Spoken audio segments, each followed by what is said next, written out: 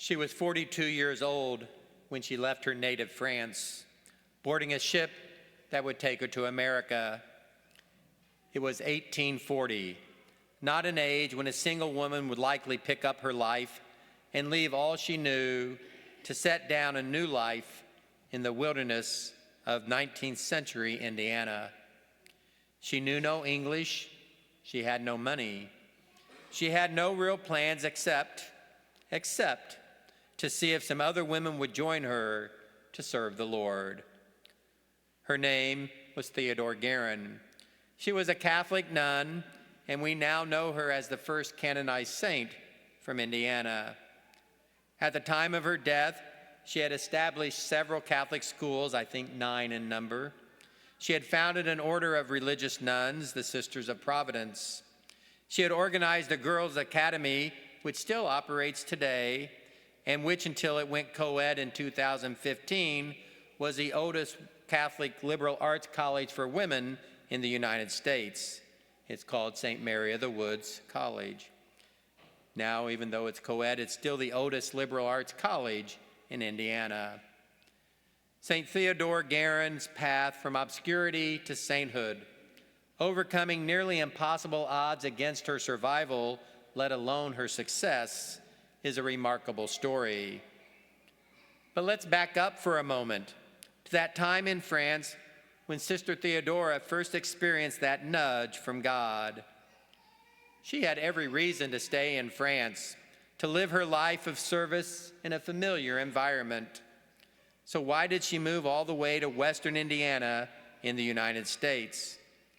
It was in response to a call from God upon her life, a call that would ask her to let go of security, to let go of comfort, to leave her family, to release herself from that which was known to that which was unknown, and to rely solely on the providence of God.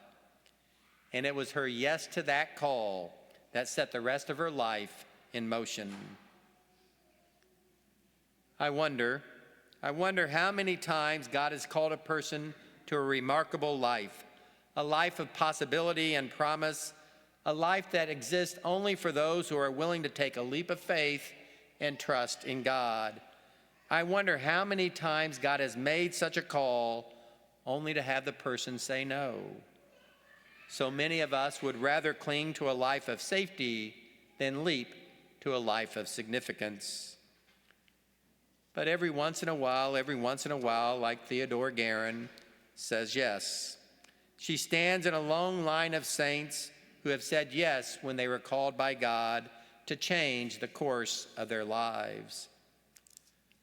Our scripture lessons today tell us about specific moments when that call from God first came to Isaiah, to Peter, and to Paul. And there are a few things we should notice as we read these stories, as we listen to the call of God in our own lives. The first is this: the call of God often comes in the midst of very ordinary circumstances. You might think that the call of God would only come to us clearest when we are on a spiritual pilgrimage or after a 30-day silent retreat. And yes, indeed, God does call that way sometimes. But remarkably, God can call us also in ordinary places and in ordinary events. And that's what happens with Isaiah, with Peter and Paul today. They were just going about their daily life when God called them to something new. Isaiah was in the temple, but Isaiah did not come to the temple that day to receive a call from God. Isaiah was grieving. He was grieving over the recent death of King Uzziah, who had reigned over Judah for 52 years. Isaiah was worrying. He was worrying about the future, about issues of economy and national security. Like many of his countrymen, he had focused the lost safety of his past, wondering if the future could be trusted. And while all these thoughts danced in his head, God interrupted. God interrupted and called him to a new vision for a new future and a new security, along with a new vocation as a prophet. By the way, if your mind's been wandering a little bit during this homily, thinking about balance sheets or basketball scores or to-do list or who's going to win the big game tonight and should you take the over or the under, you're in good company. Isaiah was just sitting there with his mind daydreaming right now when God called him. Could God be interrupting your wandering thoughts today with a new call on your life? In the same way, Peter was just coming to shore in the morning after a long, fruitless night of fishing when Jesus asked to borrow his boat for a floating pulpit. It was an inconvenience, to say the least, especially after a long night of pulling in the nets and finding them empty time and time again. I would imagine that Peter just wanted to go home and go to sleep, or maybe drown his sorrows and worries at a local pub. But he surely would not have been planning on listening to an itinerant preacher. But then God interrupted. God interrupted, and this ordinary life of St. Peter was about to become extraordinary. St. Paul heard his call on the road to Damascus. He was simply moving from point A to point B, just going about what he did best, persecuting this new sect of heretical Jews who were following a rabbi named Jesus. And it was here on the road to Damascus that God interrupted Paul. God interrupted and called this self-righteous, brilliant, type A-driven man to a life of ministry that would reshape the church and indeed change the course of Western civilization. But the point is this: Paul was just doing his regular job, just another ordinary day at the office when God called on his life. So here's the question: could it happen to you this week? Could God interrupt you in the cubicle at your office, in your classroom at school, while you're waiting in line of cars to pick up your kids, while making dinner, while scrolling through your social media? God interrupts. God interrupts ordinary people, and very often during ordinary moments of their life. But the call of God not only interrupts, the call of God also transforms. It transforms us as individuals, even as God uses us to help transform the world.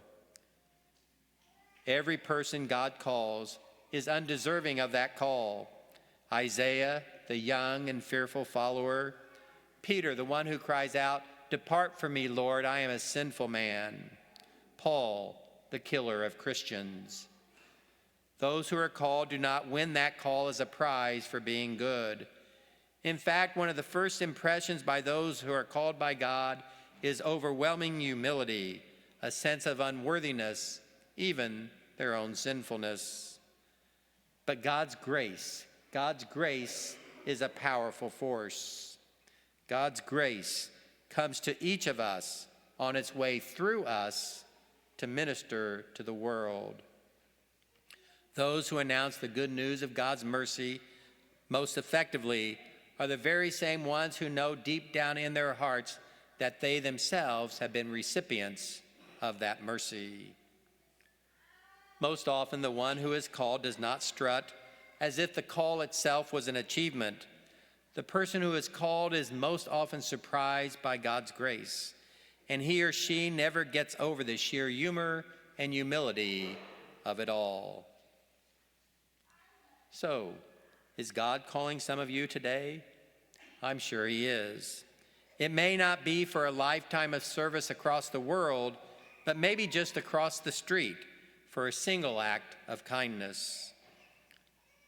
So listen, just listen, especially during the interruptions of your life. And if your heart's caller ID is working, you might just be overwhelmed to see that God has your number.